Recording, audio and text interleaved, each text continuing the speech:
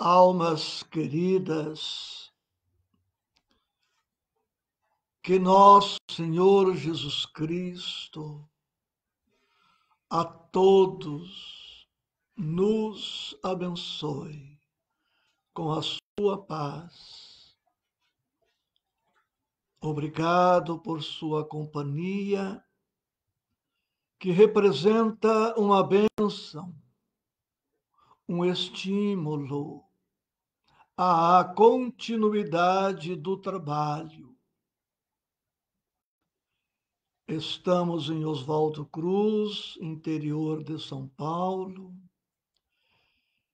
e em virtude da pandemia que se estende, o município está com algumas restrições e, por esta razão, fiel ao compromisso, perseverante no compromisso, aqui estamos hoje realizando este breve estudo na intimidade da casa que os amigos generosamente me cedem para que eu aqui resida enquanto administro a instituição.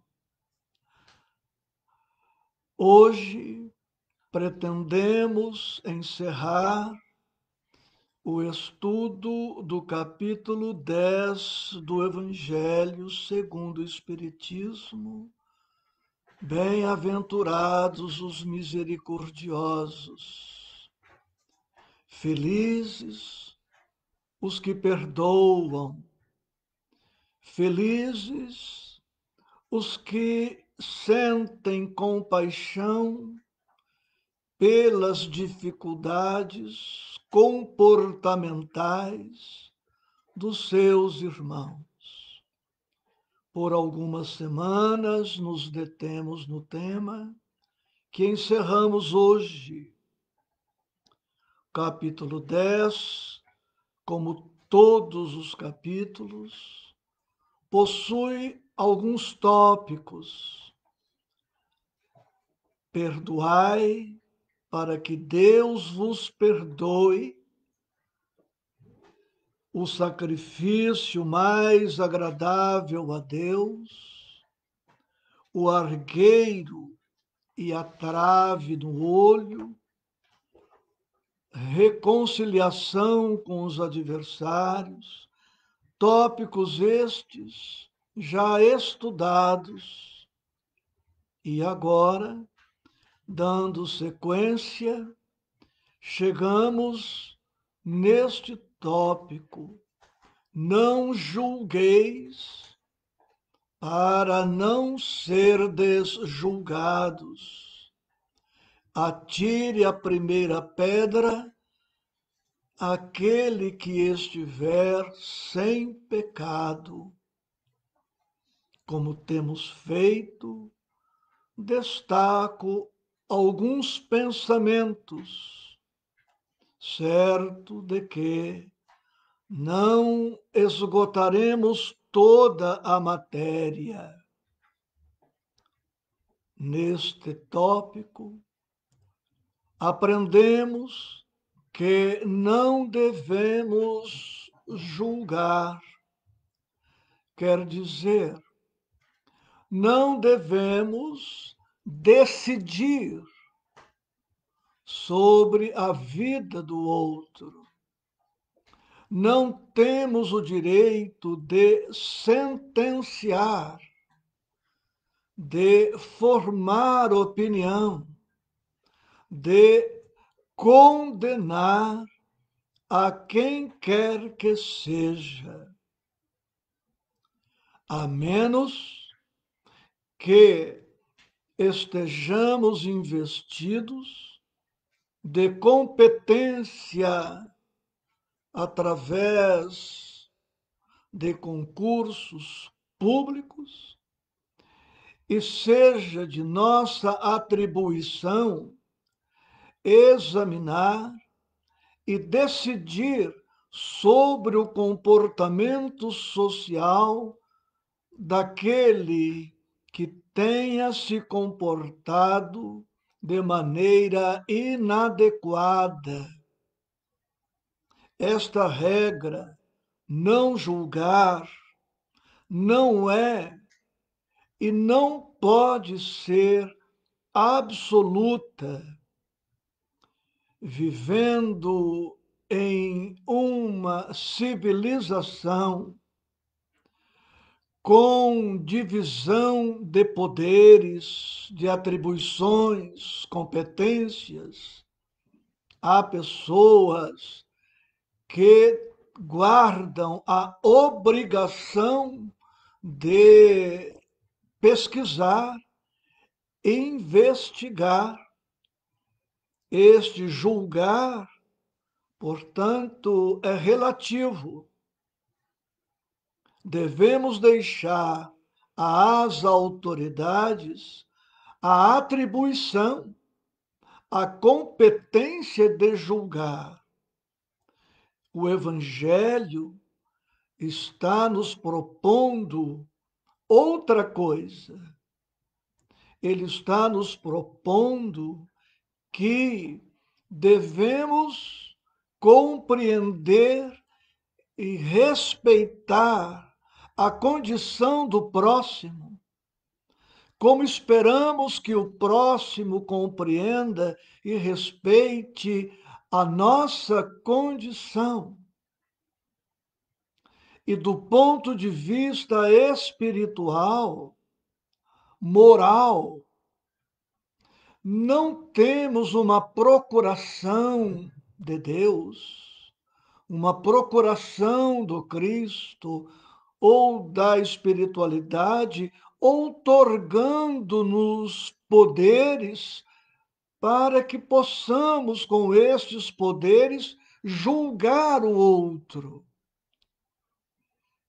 É muito provável que esta ou aquela pessoa, em um determinado momento, haja de maneira inadequada, ferindo o código de ética universal, consubstanciado no Evangelho e em outros códigos morais.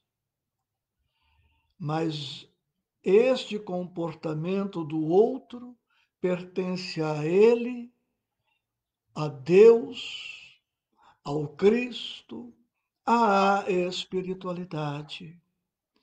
Portanto, muito cuidado quando se trata do comportamento alheio.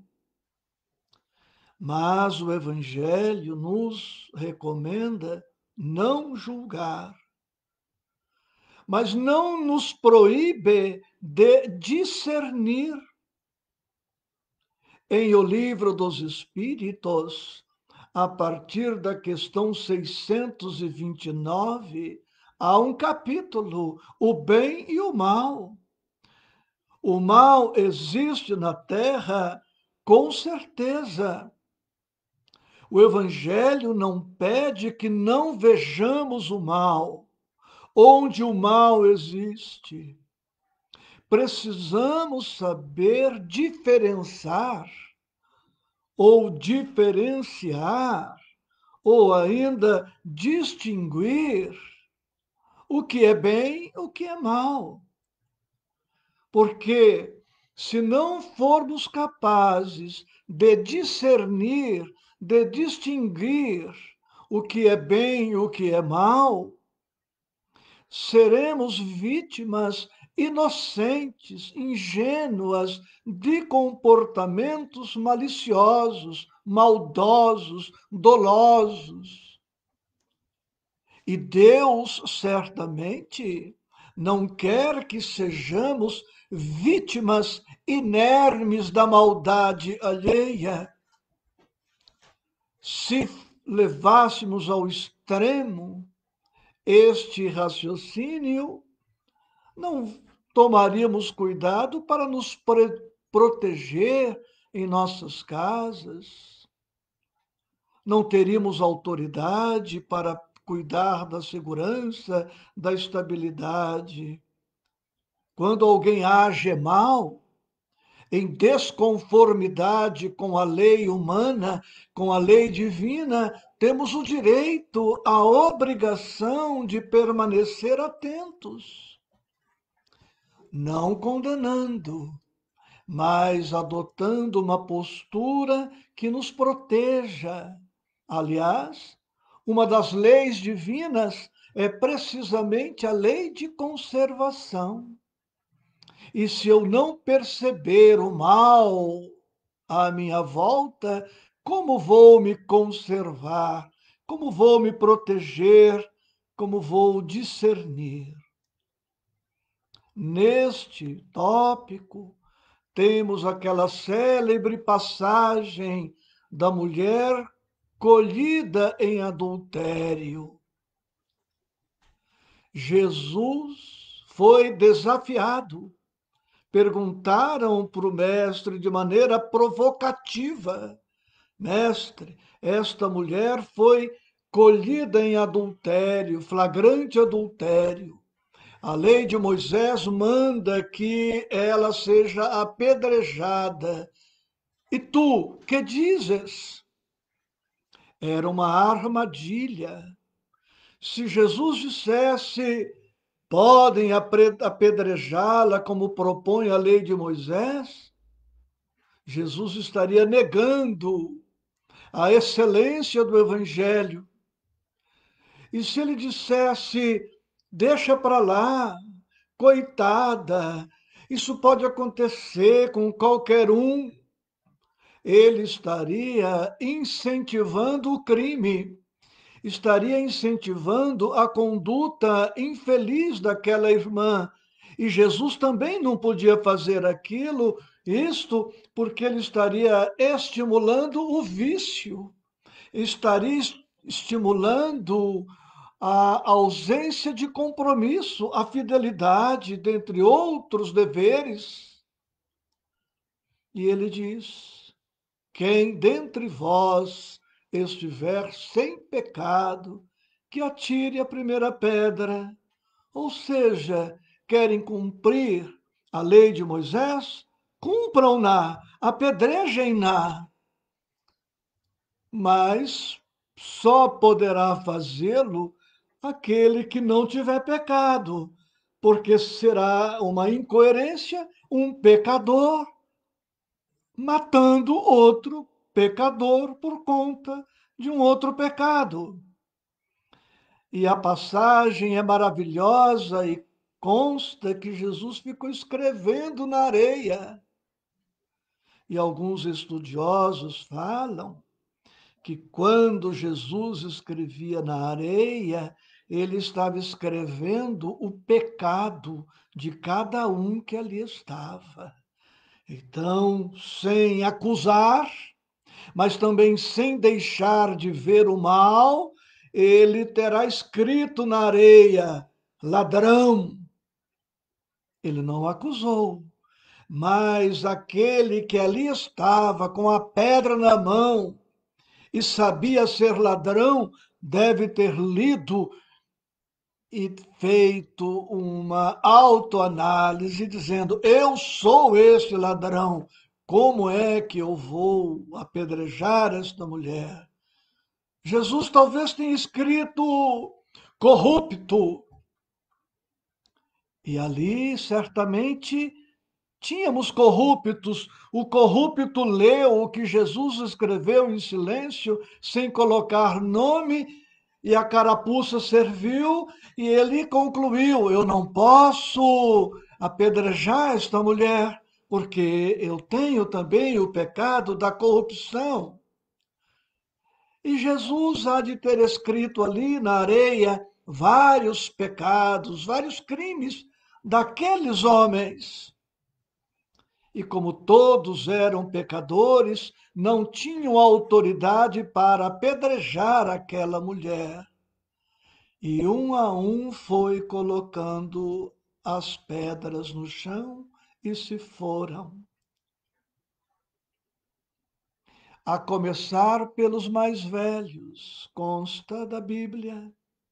E por que a começar pelos mais velhos?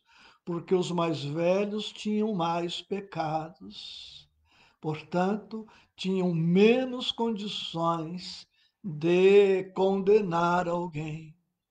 E ao final, a praça deserta, Jesus e a mulher, e ele pergunta para ela: mulher, onde estão os teus acusadores? Ninguém te condenou? Não, Senhor. E ele diz para ela: eu também não te condeno. Vai e de futuro não tornes a pecar. Eu também não te condeno, mas também não absolveu. Jesus não condena, Jesus não absolve, mas nem por isso é cego ao ponto de não ver o erro, o crime, a queda. Tanto que ele diz para ela: vai e de futuro não tornes a pecar. Ou seja, ela tinha se comportado de maneira inadequada. E Jesus não podia dourar a pílula. Jesus não podia passar a mão na cabeça dela e justificar aquele gesto. Ele a perdoou, ele amou, mas nem por isso tapou o sol com a peneira ao ponto de não perceber o comportamento inadequado daquela mulher. Isto é discernir, distinguir. Não havia como dizer que o comportamento daquela mulher tinha sido normal, legal, correto. Como dizer para ela: não, você fez muito bem.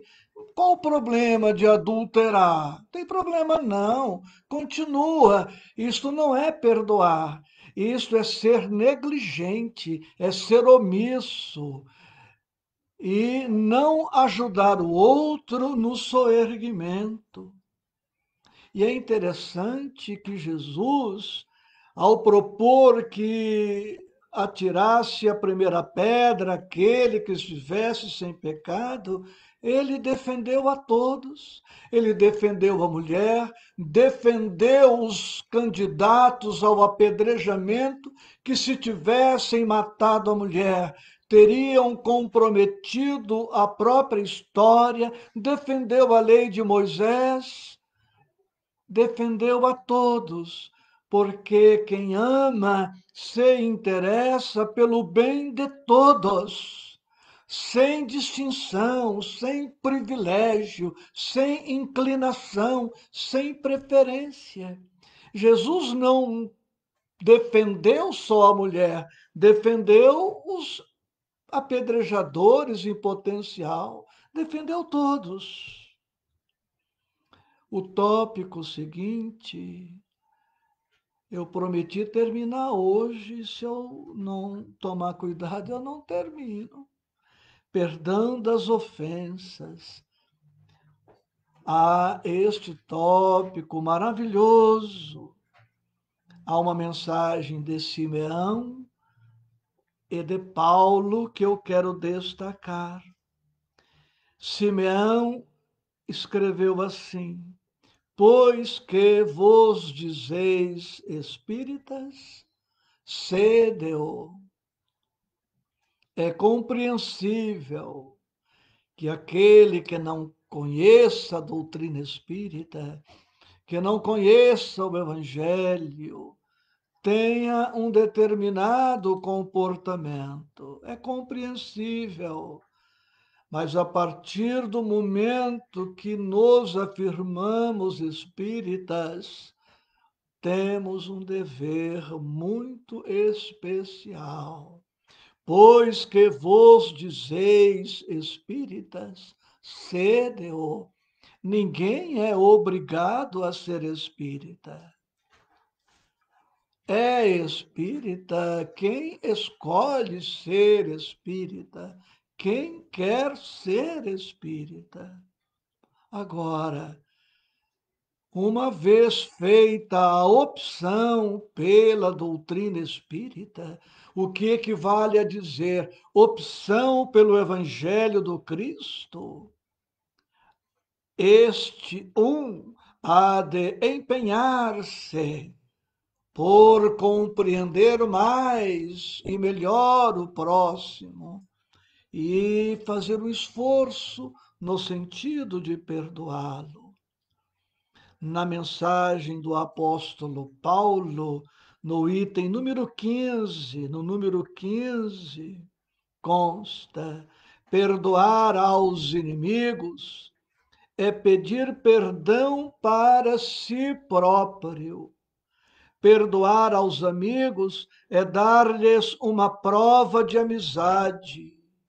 Perdoar as ofensas é mostrar-se melhor do que era.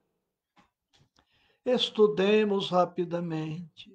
Perdoar aos inimigos é pedir perdão para si próprio. Vejamos, se eu considero alguém como meu inimigo, e esse inimigo vem se comportando de maneira inadequada, eu preciso perdoá-lo. Por quê? Porque esta pessoa se tornou minha inimiga. Eu preciso enfrentar esta pergunta e a resposta. Eu considero alguém como sendo meu inimigo. Ou esta pessoa enlouqueceu e me odeia gratuitamente, ou eu hei de ter feito alguma coisa para que ela agora se apresente como minha inimiga.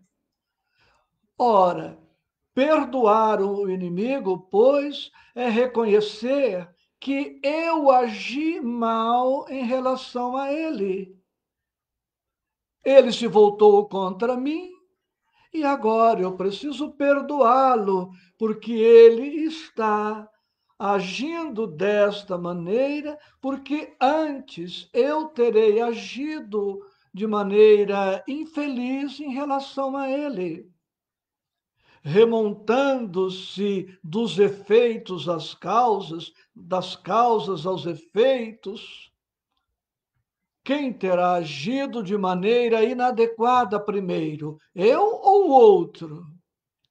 É possível que eu tenha sido o primeiro causador da celeuma, desse atrito que agora existe entre nós dois. E como estamos estudando o tema à luz da reencarnação, da doutrina espírita, é possível que eu não tenha feito nada para a pessoa me odiar nesta encarnação. É possível, mas remontando dos efeitos às causas, é possível que esta pendência nos acompanhe desde séculos, milênios. Hoje, nesta encarnação, é provável que eu não tenha realmente feito nada contra ele.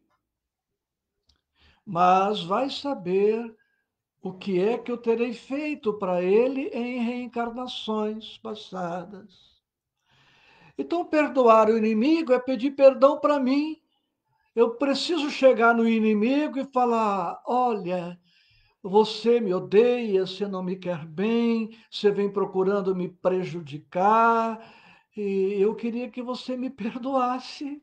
Porque para você agir assim em relação a mim, eu devo ter aprontado alguma com você.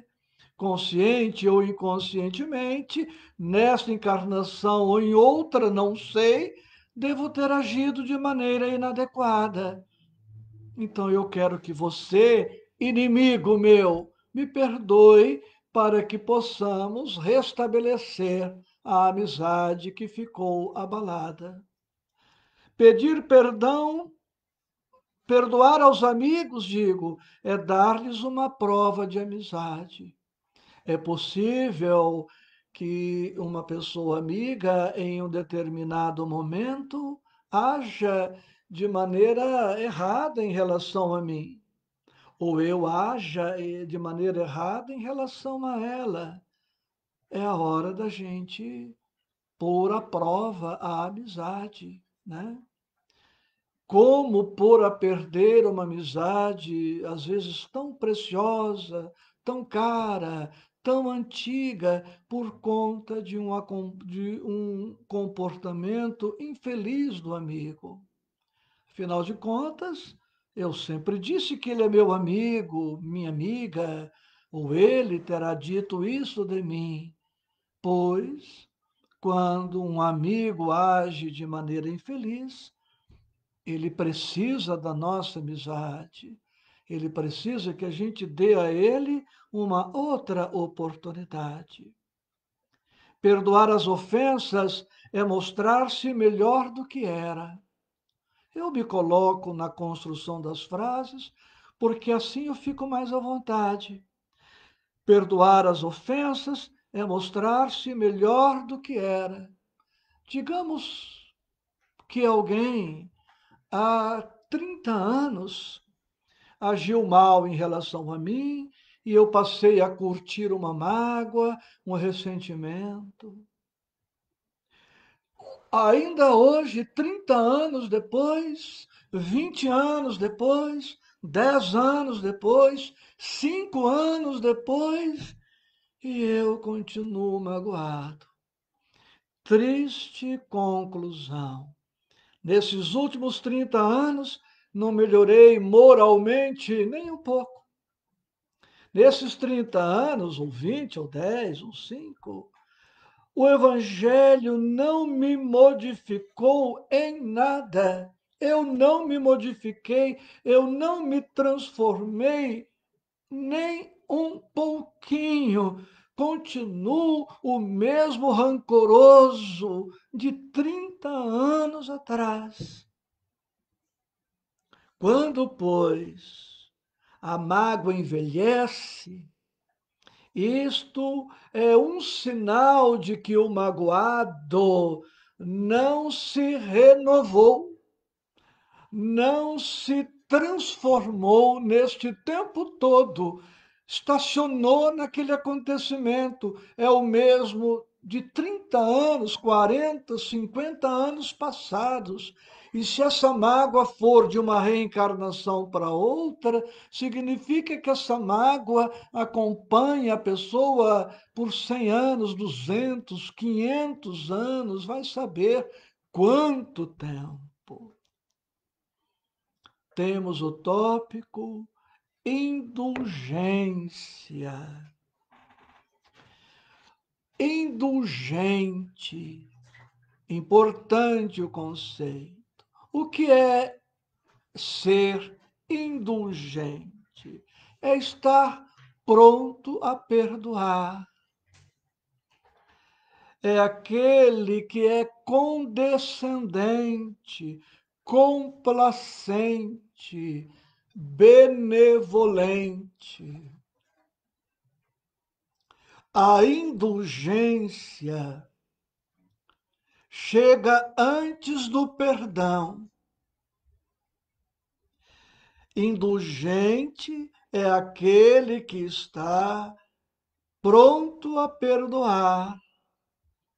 Já traz a alma rica o suficiente, evangelizada o suficiente para, na hipótese de alguém agir mal, através da sua boa vontade, ele se precata, se previne e não se magoa, ou se magoa muito levemente, sem um comprometimento.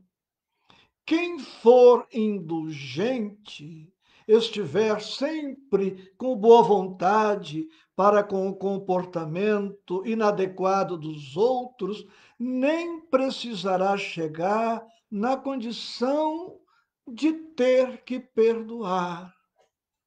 Porque o indulgente é aquele que perdoa por antecedência, é aquele que perdoa antes mesmo de o outro ter agido de maneira inadequada. O perdoador perdoa depois da conduta infeliz de alguém. O indulgente se antecipa à conduta infeliz de alguém e releva.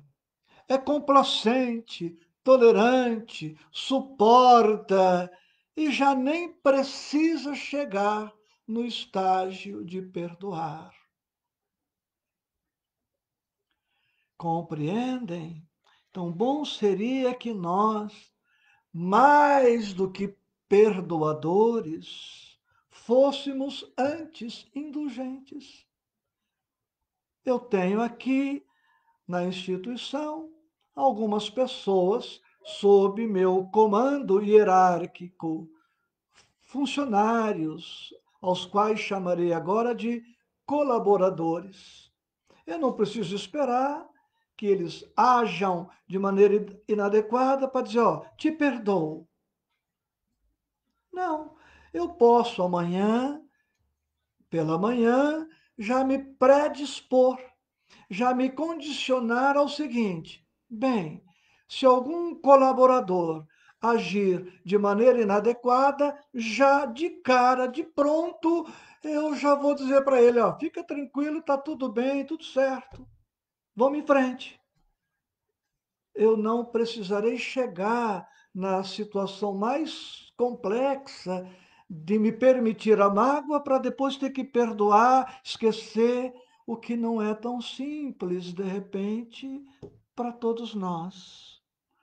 A indulgência não vê os defeitos de outrem, ou, se os vê, evita falar deles, divulgá-los.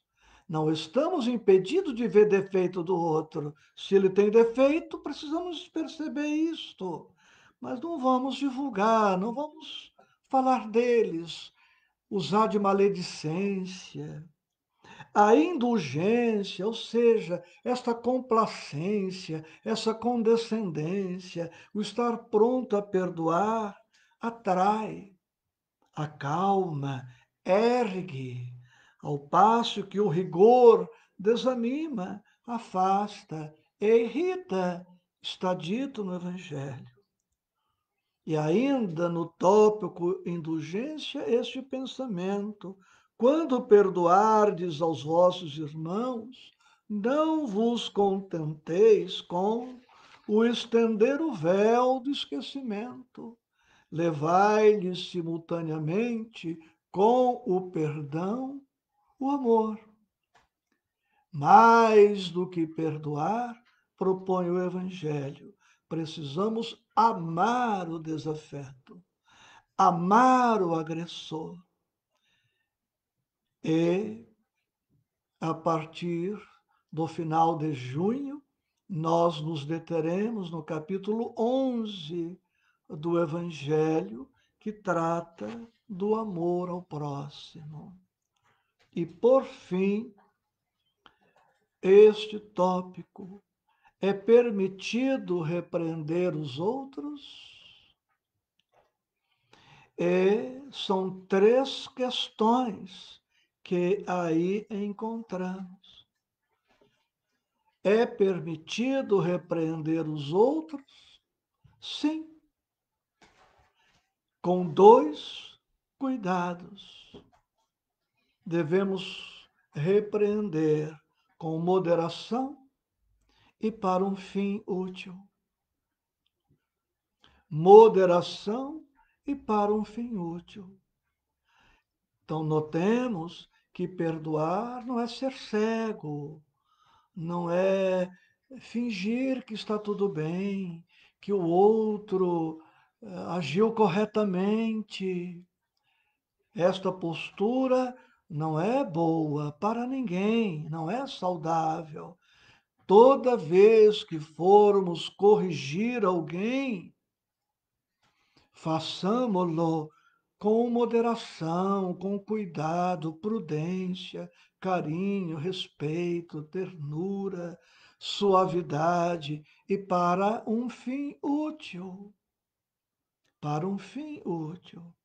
É permitido, consta deste capítulo, notar as imperfeições de outrem. Tudo depende da intenção.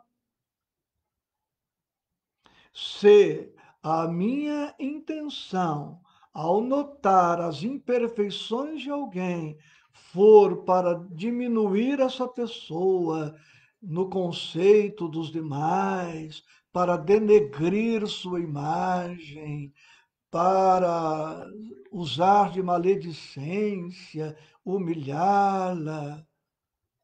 Não, mas se eu observo as imperfeições de alguém para corrigir estas imperfeições em mim, eu estarei agindo corretamente.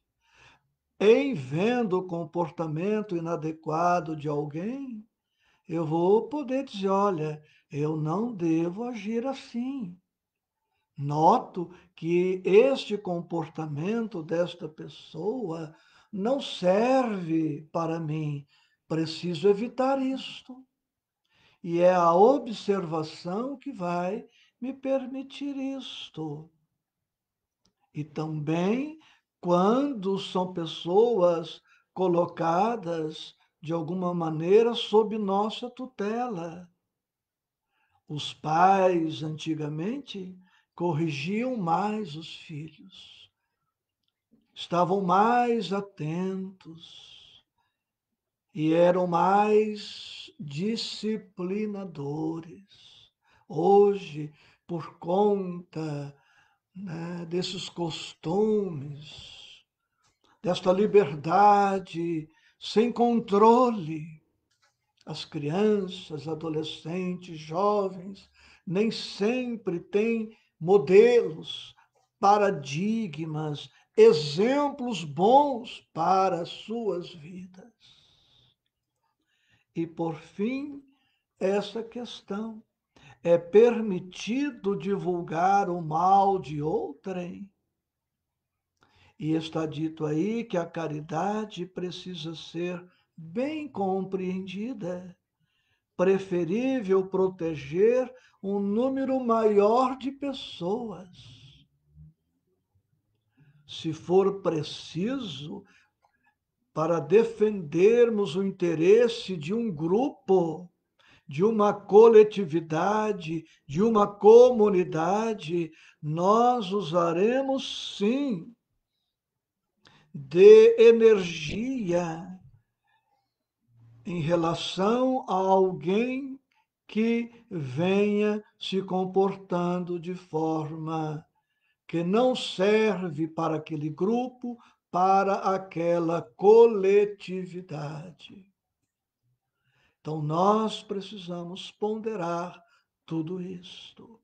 Diz o brocardo popular que uma laranja podre, uma batata podre, qualquer coisa podre num saco, num cesto, acaba por estragar todo o cesto, todo o saco. Pois então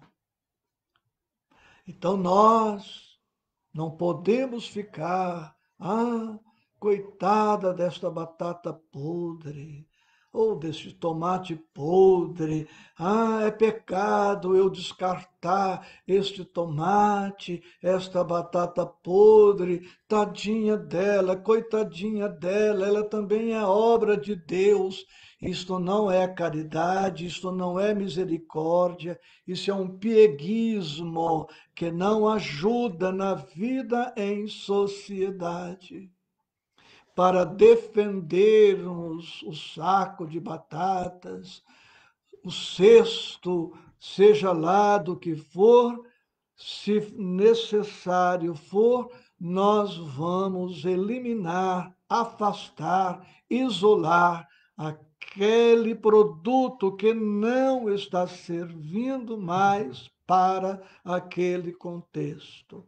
Em respeito à maioria, em respeito aos demais, que não podem ficar à mercê daquele irmão ou daquela irmã que, sem juízo, sem discernimento, vem se comportando de maneira inadequada ao ponto de comprometer uma organização, um projeto, um trabalho, e nós precisamos ter coragem para tomarmos a decisão que deve ser tomada. Preferível, está aí no Evangelho, preferível proteger um número maior de pessoas do que, a pretexto de salvar todos, perder todos por conta do comportamento inadequado de alguém. Então vejamos que perdoar não é tapar o sol com a peneira. Não quer dizer que o mal não existe, que não vamos percebê-lo. Significa que, na verdade, o mal existe, existe no outro, existe em nós, e que vamos usar da tolerância possível, da compreensão possível, vamos renovar as oportunidades da conciliação, da reconciliação, mas que isso não nos torne alienados ao ponto de sermos vítimas inocentes das almas desequilibradas ou perversas. A pensar diferente, teremos que abrir as portas de todas as penitenciárias. Os pais não corrigirão mais os filhos, os professores não corrigirão mais a ninguém, os mais experientes nada farão em favor dos menos experientes, e naturalmente não é este o sentido da misericórdia e do perdão. Mesmo porque Jesus, sempre que preciso, usou de energia, de força, de independência, de coragem, para não ceder, agradando aqueles aos quais ele não tinha que agradar naquele momento. Que Jesus nos abençoe e que sejamos, a partir de agora, mais perdoadores e mais indulgentes. São os nossos votos. Meu abraço ao Hamilton, Joana, Rosa, Adolfo e outros nomes aqui. No Instagram, a minha vidência já não consegue mais ler claramente. Marlene Pelissari, Janete, um beijo a todos, Deus abençoe.